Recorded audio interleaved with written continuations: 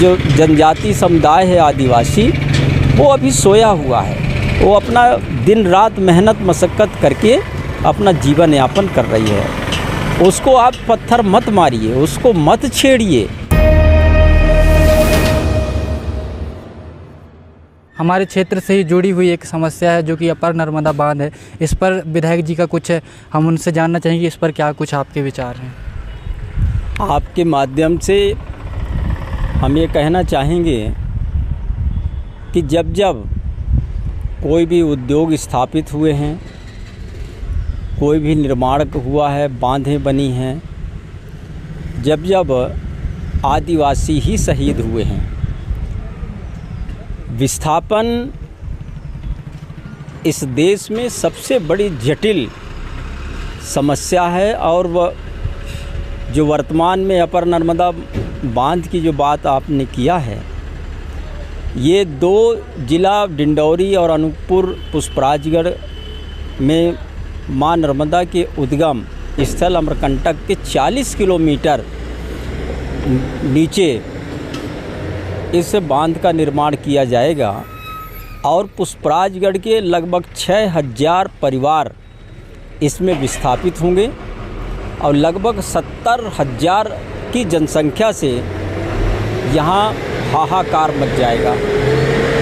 और जब भी कोई विस्थापन होता है, बरसों बरसों से व्यक्ति एक एक कहते हैं कि एक एक कंकड़ पत्थर तिनका जोड़ के महल बनाते हैं और जब वो अपना आशियाना छोड़ करके और उन्हें छोड़ना पड़े तो व्यक्ति परिवार ही नहीं पीड़ित होता है, उनके पूरे समाज और व्यक्ति का व्यक्तित्व के साथ ही उनकी देवी देवता जो हम धार्मिक स्थलें हैं, आस्था के जो स्थलें हैं, ये सारी चीज़ें प्रभावित होते हैं।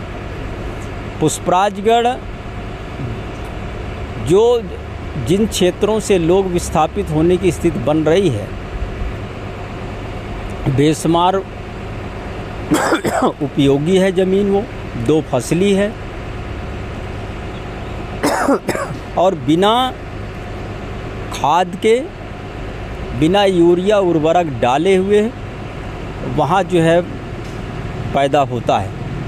हमारा चाहे रबी का फसल हो, सियारी का फसल हो, बेहतरीन पुष्पराजगढ़ का मां नर्मदा की वो कछार है जो ठाड़ पाथर से लेकर खेतगांव से लेकर के और सीधे वो आप मिरिया तक वो पानी जो है प्रवाहित होगा। शासकीय रिकॉर्ड जो बता रही हैं ये कि 7-8 गांव ग्राम पंचायत प्रभावित होंगे, बिल्कुल मैं नहीं मान सकता।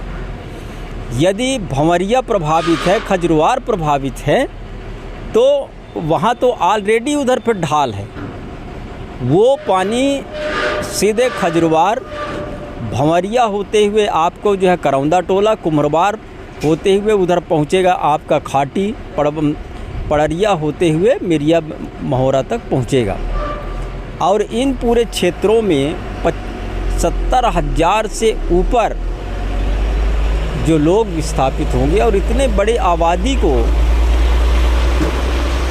कहाँ ले जाके आप उनको बसाओगे। माननीय मुख्यमंत्री जी का मैं भाषण सुन रहा था जब आपका डिंडौरी आगमन हुआ था कि हम बढ़ा के पैसा देंगे। क्या 2 फसली भूमि आप दे देंगे? क्या उनके बरसों का जो भवन मकान बने हुए हैं, झीट झोपड़ी बना के जीवन यापन कर रहे हैं, उनको आप उपलब्ध करा देंगे? आज बढ़ती जनसंख्या, जहां देश की 140 करोड़ देश की जनसंख्या और पुष्पराजगढ़ का गुणात्मक जनसंख्या जहां वृद्धि हो रहा हो, 1-1 इंची भूमि के लिए लोग कट मर जाते हैं। ऐसे स्थिति में आप कहाँ ले जाके इसको रखेंगे? हमारा विकास का उद्देश्य हम प्रयास करें कि विनाश कम हो, नुकसान कम हो और जो निर्माण स्ट्रक्चर हम बना रहे हैं उससे ज़्यादा से ज़्यादा लोगों को लाभ होना चाहिए। ज़मीन हमारी जा रही है, धन अब हमारे अस्थायी जो भूमि संपत्ति है पुष्पराजगढ़ की जाएगा और सिंचाई कहाँ होगा? ये हमें पता नहीं है। कितना आप मुआवजा दे रहे हैं? यहाँ के लोगों ने तो महामहिम राष्ट्रपति, महामहिम राज्यपाल महोदय, मुख्यमंत्री महोदय, प्रधानमंत्री को ज्ञापन सौंप करके और कलेक्टर जिला अनूपपुर के माध्यम से अपने आवेदन निवेदन भी भेजाए हैं। मान लीजिए यदि कभी कोई ऐसी स्थितियां बनी तो एक कहावत है कि मरता क्या न करता। यदि ऐसी स्थिति बनेगी तो मैं मानता हूं कि बड़ा भयावह स्थिति बनेगा और कोई भी किसान अपने भूमि से त्याग करने के लिए तैयार नहीं है। प्रशासन को तय करना है, सरकार को तय करना है कि वो लाइन ऑर्डर की स्थिति न बने, क्षेत्र में अशांति न फैले। आदिवासी समाज हमेशा जंगल पहाड़ों में निवास करके अपना सादगी का ज़िंदगी जीना बेहतर समझा। वर्तमान की चकाचौंध से भी वो दूर रहना चाहता है। वो वन जंगल पहाड़ों में निवास करके और प्रकृति को अपना जो है सब कुछ माना है और प्रकृति का संरक्षक है आदिवासी।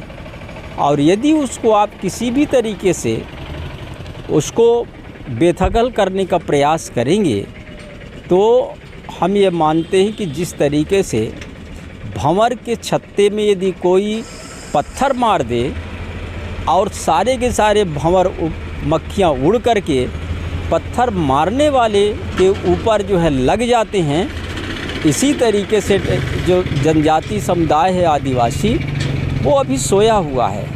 वो अपना दिन रात मेहनत मशक्क़त करके अपना जीवन यापन कर रही है। उसको आप पत्थर मत मारिए, उसको मत छेड़िए। आपका जो है विकास की है उससे विनाश की ओर मत ले जाइए।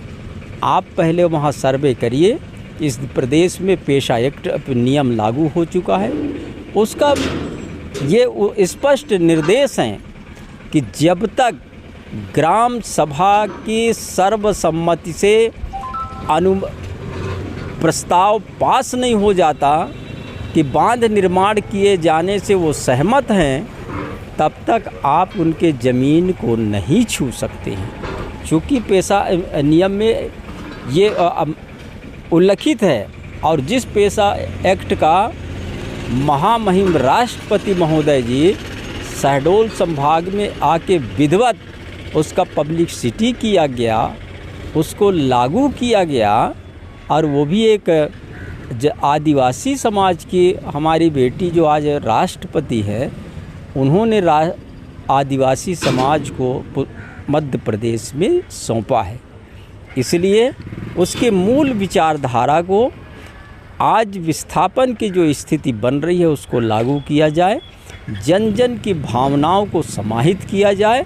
सर्वसम्मति जब तक नहीं बनता तब तक किसी प्रकार की अधिग्रहण की कार्यवाही किया जाना मैं मानता हूं कि जनहित में, आदिवासियों के हित में नहीं है।